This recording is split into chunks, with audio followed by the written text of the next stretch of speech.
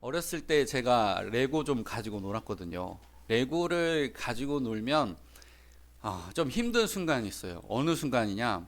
뭐 이제 소방 관, 뭐 경찰서, 중세 기사 제가 다 만져본 건 아니지만 이제 그런 세트들이 유행을 했어요.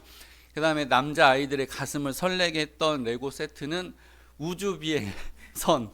그거 다 개폐 장치 해가지고 척 하고 열고 그 안에 사람 타고 척 하고 닫으면 뭔가 그렇게 기분이 좋은지 제가 마치 그 과학자가 된 것처럼 가슴이 뛰고 설렜던 그런 기억이 있는데, 그거 기초 공사부터 해가지고 또 만지고 또 다듬고 또 만지고 또 다듬어 가지고 색깔이랑 다 해서 작품처럼 만들어 놓으면 재료가 떨어져요.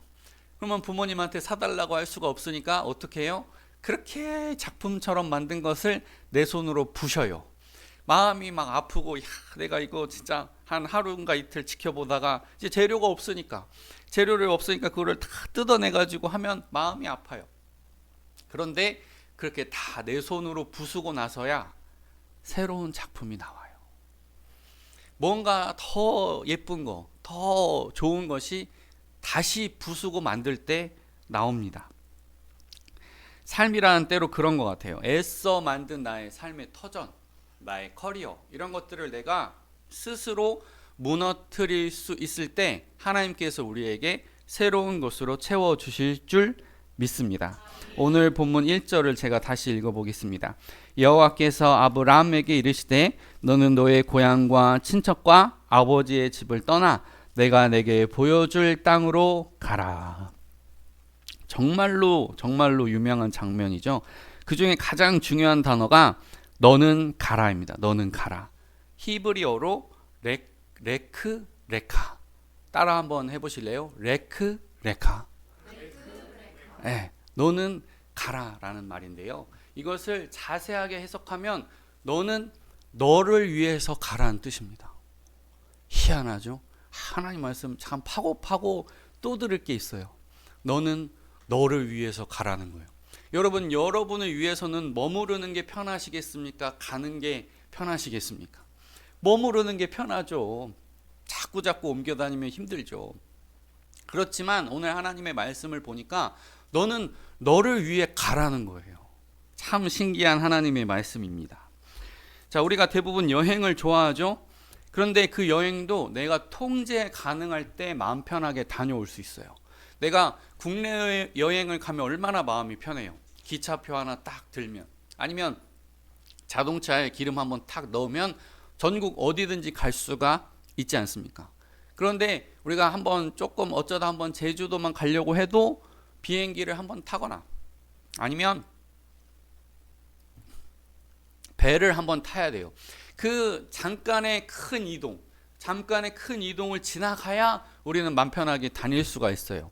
해외여행을 가면 얼마나 불편해요. 말부터 식당 가면 메뉴판도 다 뭐 요즘 세상이 좋아져 가지고 한글로 쓰여 있는 데도 있지만 대부분 뭐 외국어로 쓰여 있고, 좀 힘든 게 이만저만이 아닙니다. 문화도 다르고 그런 것들이 있어요.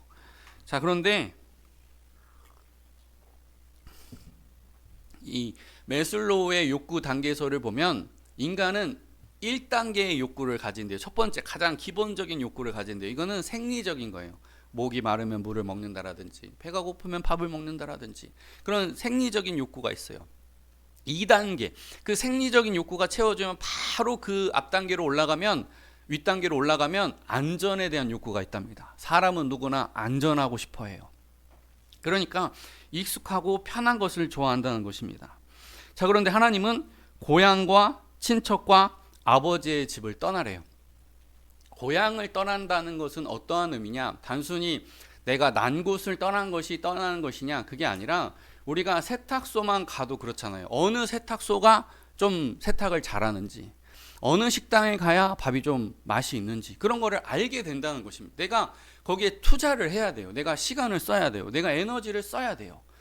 그런데 고향은 그런 거라는 거예요. 내가 편하고 익숙한 모든 그 생활 전반, 그 전반을 내려놓으라는 겁니다. 둘째, 친척입니다. 친척을 내려놓으라는 겁니다.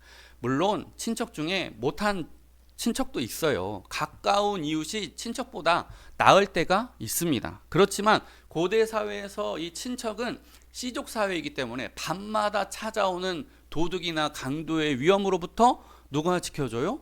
친척이 지켜줘요. 울타리를 쳐주는 거예요. 그 다음에 세 번째는 아버지의 집입니다. 요즘 대치동에서 7세 미취학 아동을 대상으로 서울대 반을 운영하고 있답니다. 별로 놀라시지 않으시. 청소년이나 뭐 초등학교 6학년 뭐 내가 엄마 나 이거 부족하니까 이거 학원 보내줘. 누가 말리겠어요. 그렇지만 우리 소윤이만한 또래 애들 대상으로 의대반, 서울대반이 대치동에서 운영되고 있는데 5가지가 필요하답니다. 첫 번째, 엄마의 정보력. 두 번째, 아버지의 무관심. 저는 뛰두르고 항의하고 싶어요. 이연사 크게 외칩니다. 왜 남자들을 이렇게 안빠는 왜 무관심해야 되냐 생각해 봤는데 이 아이가 스트레스가 크니까 엄마 잔소리만 듣는 것도 벅차니까 아빠는 입 다물고 조용히 하라는 거예요. 세 번째, 동생의 희생이 필요합니다. 동생 희생. 언니랑 오빠한테 이렇게 누나한테 첫째한테 다 맞춰주니까 동생은 좀 소외된다는 거예요. 그거를 동생 견뎌야 된대요. 5번째, 학생 본인의 체력. 그런데 마지막이 뭐냐면은 사실은 이게 첫 번째인데 제가 마지막으로 소개하는 거예요. 할아버지의 경제력입니다. 이게 5번으로 제가 말씀을 드렸지만 1번은 할아버지의 경제력이래요. 그러니까 본토 친척 아버지의 집을 떠난다는 게 얼마나 힘든 일인가. 그거를 제가 이제 설명을 비유를 하는 거예요. 자, 그런데 하나님께서 왜 아브라함에게 떠나라고 하셨을까요? 유대 전승 미드라시를 보면 아브라함이 창조주를 찾았대요. 이 세계 만상을 보면서 이건 우연히 된 게 아니다. 하나님께서 누군가 신적인 존재가 이거를 만들고 질서 있게 운영해 가신다. 그거를 안 거예요. 그래서 그가 하나님을 찾았더니 여호수아서랑 느헤미야를 보면 그가 하나님을 찾았더니 기도했다는 거죠. 그랬더니 하나님이 그에게 엄청난 축복을 주시는 거예요. 그 작은 인간의 그 미력한 이 세상을 보니까 누군가 만드시고 이끌어 가시는구나. 그 미력한 지혜, 미력한 믿음, 그 작은 지혜와 작은 믿음에 하나님이 엄청나게 축복하시는 것을 알 수가 있어요. 그래서 내가 내게 보여줄 땅으로, 내가 점점 인도에 갈 땅으로 가라는 거예요. 그 주변은 다 캄캄하죠. 내가 다니는 데만 밝아지는 그런 내가 내게 보여줄 땅으로 가라. 이게 상입니까? 벌입니까? 아니, 분명히 하나님은 상처럼 얘기하고 있어요. 지금 내가 내게 보여줄 땅으로 가라라라라라. 그런데 이 인간의 입장에서 보면은 이게 상이야, 벌이야, 아니면 형벌이야 헷갈리기 시작합니다. 이어지는 2에서 3절. 내가 너로 큰 민족을 이루고 내게 복을 주어 내 이름을 창대하게 하리니 너는 복이 될지라. 너를 축복하는 자에게는 내가 복을 내리고 너를 저주하는 자에게는 내가 저주하리니 땅의 모든 족속이 너로 말미암아 복을 얻을 것이라 하신지라. 어떤 할아버지가 있는데 할아버지 살면서 원수되고 마음 힘들게 하고 상처 준 사람 어떻게 잘 용서하면서 사세요? 용서하면서 살 게 없어. 다 죽었어. 알고 계신 분은 알고 계신. 그러니까 원수 갚는 거는 하나님께 있어요. 그가 어떻게 되든지 우리는 자꾸 이자부스요 하는 그 잊어버려야 할 그 은혜가 있어야 돼요. 하나님이 큰 민족, 복, 이름의 창대함, 아니면 그 자체로 복, 축복권과 저주권, 예수 그리스도를 통한 온 인류의 구원의 은혜까지 아브라함을 통해서 이루신다고 말씀하고 있습니다. 엄청난 말씀입니다. 하나님께서 아담을 통해서 이루고자 하셨던 것을 아브라함을 통해서 이루시는 걸 볼 수 있어요. 노아는 심지어 중간다리 역할밖에 안 되는 거예요. 노아보다 큰 축복을 너에게 주리라. 이렇게 말씀하고 있는 것을 알 수가 있습니다. 근데 저는 이것을 보면서 출애굽 백성들이 누렸던 그 모든 은혜를 아브라함이 먼저 예습했다고 봐요. 불기둥, 구름기둥, 또 만나와 메추라기, 반석에서 물이 나오고, 또 신발이 옷이 부르트지 않고, 모든 전쟁에서 이기는 그 예고편을 다 아브라함이 먼저 경험을 해본 거예요. 가나안 땅으로 갔다가 애굽으로 갔다가 다시 가나안 땅으로 왔다가 그걸 다 미리 겪어본 거예요. 미리. 그런 은혜를 받았어요. 아버지 데라가 만드는 우상에게서 떠나게 하셨어요. 자, 제가 최근에 근심했던 일이 있는데요. 2월 10일 날 제가 장수에 우리 군산 목사님들 모시고 다녀왔어요. 제가 인도 인솔자니까 걱정을 많이 했어요. 하나님 다 좋은데 날씨가 안 받쳐줘요. 하나님 다 좋은데 날씨가 안 받쳐줘요. 걱정을 많이 했어요. 참 쓸데없는 걱정이었어요. 그래가지고 제가 다 역사 가이드까지 다 원고까지 준비해 와가지고 그거를 차 안에서 마이크도 당근에서 구해가지고 막 차 안에서 가이드 해가면서 시간 끌어가면서, 옆 차량은 제가 없으니까 거기에 이제 블루투스가 연결되니까, 핸드폰 연결되니까 마이크랑 안 되어지고 복잡해가지고 거기는 이제 미리 AI 음성으로 다 보내놓고 그거 논계에 대해서 들어가면서 시간을 막 끌면서 초마초마 했는데, 딱 내리니까 눈이 막 내리는데 목사님들이 아이처럼 너무 좋아하는 거예요. 너무 예쁘다.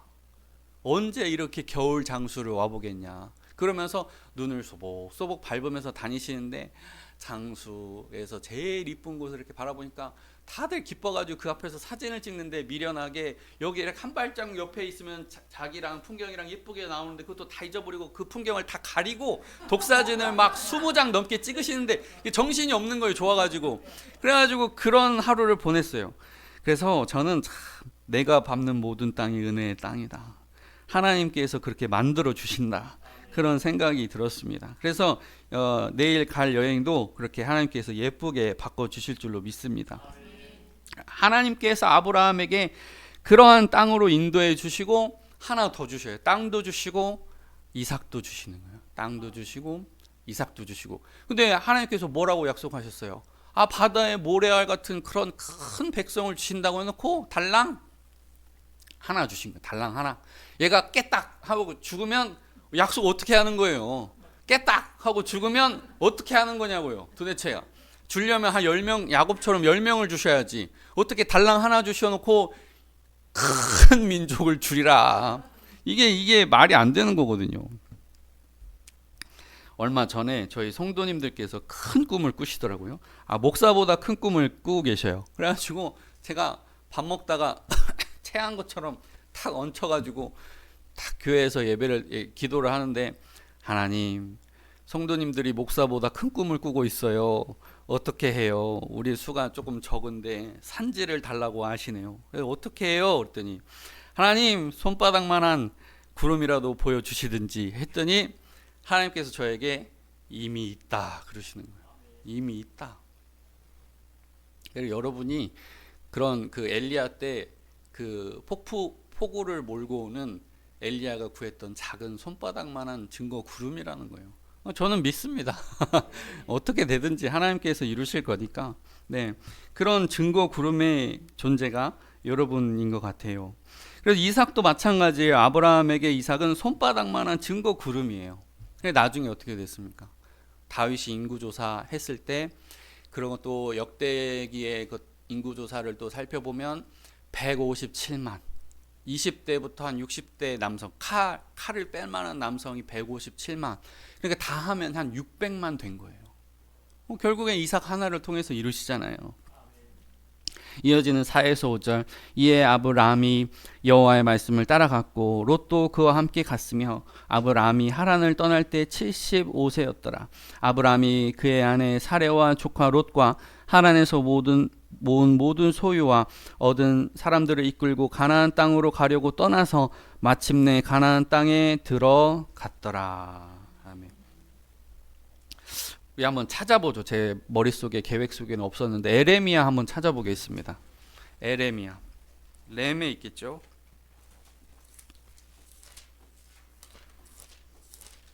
(2장)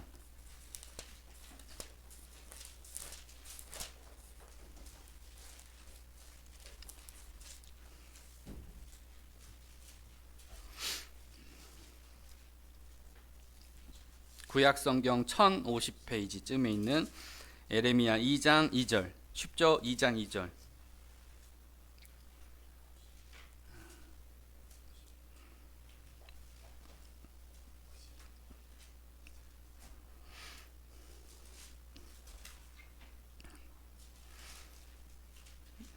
에레미야 2장 2절.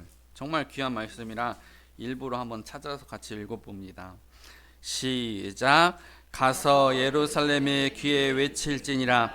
여호와께서 이와 같이 말씀하시기를 내가 너를 위하여 내 청년의 때의 인애와 내 신혼 때의 사랑을 기억하노니 곧 씨 뿌리지 못하는 땅 그 광야에서 나를 따랐음이니라. 아멘. 하나님께서 화가 나셔가지고 세게 때려가지고 나라가 망하는 한이 있어도 하나님 결국에 다 회복시키시고 복권하시고 구원하시는 주님이십니다. 그런데 그 근거가 오늘 방금 읽은 그 본문이에요. 광야에서 나를 따랐어. 비록 그들이 불평도 많이 하고 원망도 많이 했지만은 그가 아무것도 의지할 것 없는 그 광야에서 나를 따라왔다니까. 하나님이 추억하시는 거예요. 하나님이 추억하시면은 이 세상 어떠한 보험보다 센 보험을 들어놓은 거예요. 젊은 날에 헌신했던 거 하나님 앞 너무 급하면 하나님 앞에 청구서를 내미세요. 하나님 나 청년회 때 헌신했으니까 빨리 주세요. 갑자기 생각내. 또 얘기하면은 구약의 그 교수님 김태형 교수님이 미국에서 유학 가는데 하도 쌀이 떨어져가지고 쌀 떨어졌어요. 쌀 주세요. 울고 또 막 그러다가 나중에는 이게 쌀이 오고 하니까 배짱이 커져가지고 어차피 줄 거 빨리 주셔. 어차피 주실 거. 그렇게 됐다는 거 아니겠습니까? 제가 결혼한 지 10년, 만 10년 됐거든요. 이제 애기 신혼 부부나 마찬가지죠. 제가 전도사 때에서 부목사까지 뭐 그 전부터 해면은 교육 전도사, 준전임 전도사, 전임 전도사, 전임 부목사, 교구 부목사 이렇게 진짜 거의 칸칸이 올라가요. 그런데 이게 칸칸이 올라갈 때 한 교회에서 주룩 올라가면 그거는 정말 우리들끼리 얘기하는 말로 복 있는 사람이에요. 복 있는 사람. 한 교회에서 교육 전도사부터 부목사까지 쫙 올라가면요, 그건 은혜예요, 은혜. 근데 저는요 그러지를 못해가지고 교회 자리가 없으니까 교회가 부흥이 안 되고 멈춰 있었으니까 저는 이동하면서 칸칸이 올라간 거예요. 교회를 옮겨 다니면서. 그러니까 전도사 때 결혼했으니까 이사를 몇 번 다녔거든요. 근데 여기 사모는 이사를 몇 번 안 다녔어요. 그래가지고 1년 뭐 평생 살면서 이사를 두세 번밖에 안 다녀봤나 봐요. 저는 아버지 사택이 바뀌어가지고 일주일에도 몇 번씩 이사를 다녔거든요. 그러니까 이삿짐 싸는 거는 일도 아니에요. 그냥 일주일에도 몇 번씩 이사 다니고 그렇게 이렇게 있었는데 제가 가니까 이사 해야 된다 그러면 큰 스트레스를 받는 거예요. 큰 스트레스를. 그러니까 어떻게 했어요? 제가 말은 못하고 이제 그래가지고 그럴 때도 시간이 한 좀 지나고 나면 그래 나 따라다니느라 애쓴다 그런 생각이 들어요. 물론 이제 하나님 따라다니는 것도 있겠지만 어차피 저랑 결혼했으니까 저 따라다니는 거 아니겠습니까? 그러니까 두 가지가 있더라고요. 남자들은 그런 착각이 있어요. 자기가 좀 무너지고 어려워질 때 아내가 믿어주기를 바랍니다. 남자들의 큰 착각이에요. 남자들의 큰 착각이에요. 내가 무너지고 약해질 때 아내가 나를 믿어주기를 바래요. 남자들은. 그리고 한 번 속아주잖아요.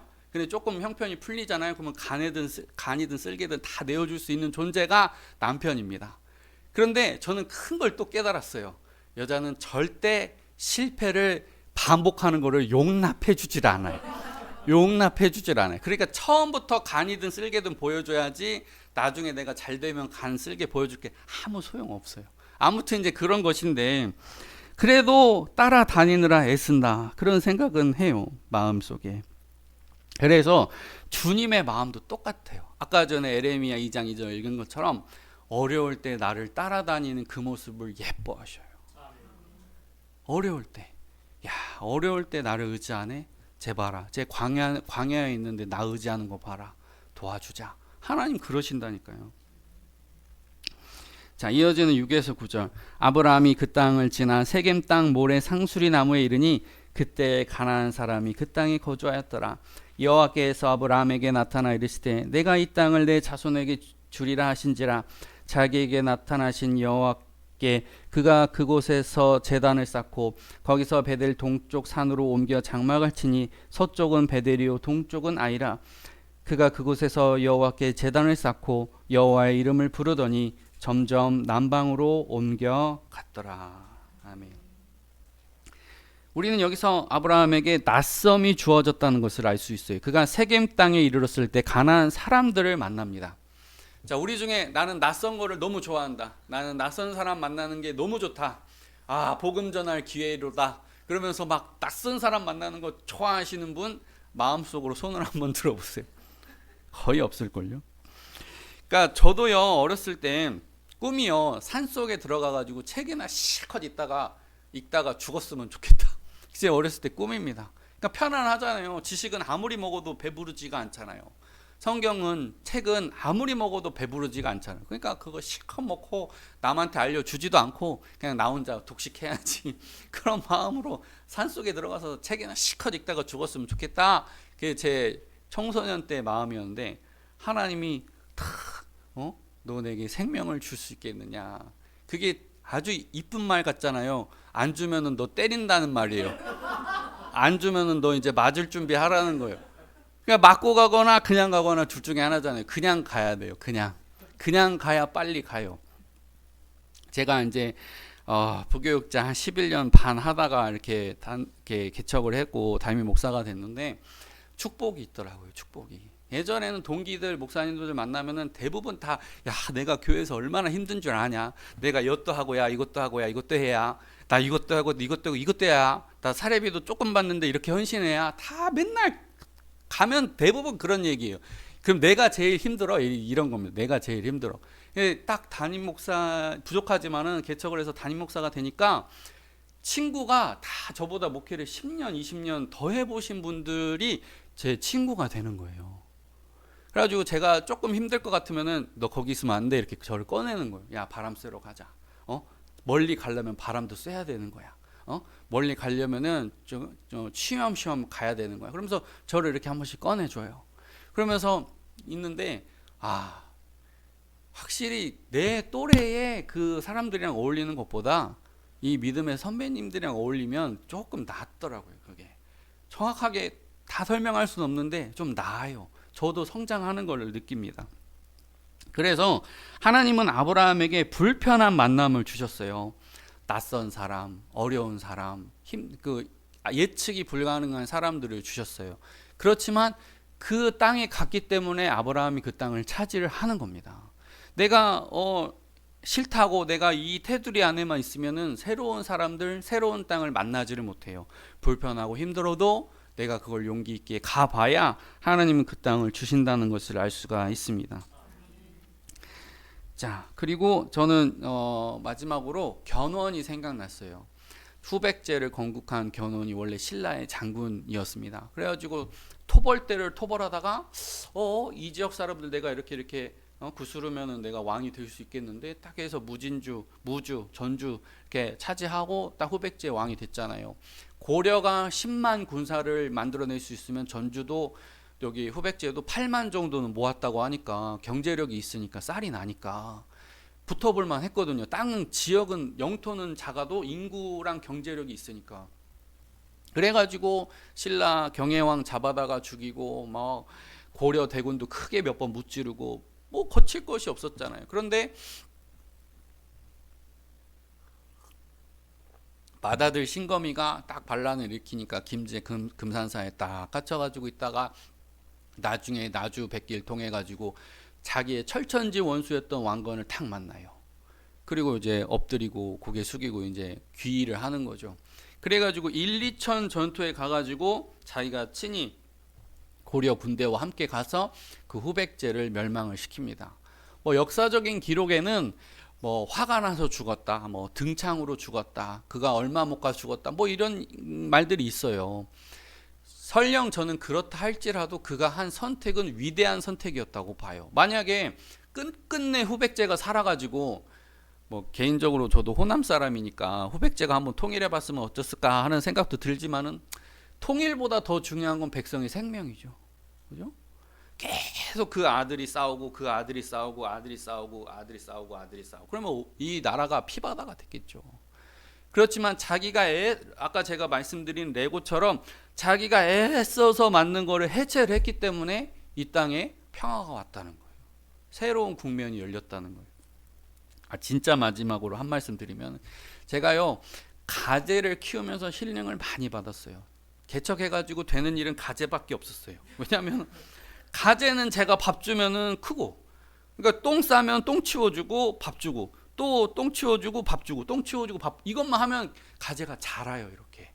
야, 신기하더라고요. 그러면서 껍질을 4번을 벗는 걸 제가 허물을 이렇게 다 치워줬는데 이 갑각류는 껍질을 꼭 벗어야만 됩니다. 안 그러면 죽어요. 그래서 껍질 벗을 때 막 이렇게 다쳐가지고 뭐 불구가 되기도 하고 그래요. 그 연약한 몸으로 나오는 거예요. 연약한 몸으로. 그렇지만 그 연약해지기 싫다고 해가지고 껍질 안에 그대로 있으면 죽는 거예요. 껍질 안에 그대로 있으면 죽어요. 힘들어도 새로운 길로 갈 때 삽니다. 여러분께서 사장을 하시다가 직원을 하실 수도 있고 직원을 하시다가 사장을 하실 수도 있는데 그 가장 연약해지는 순간에 하나님께서 도와주실 줄로 믿습니다. 하나님께서 복 주실 줄로 믿습니다.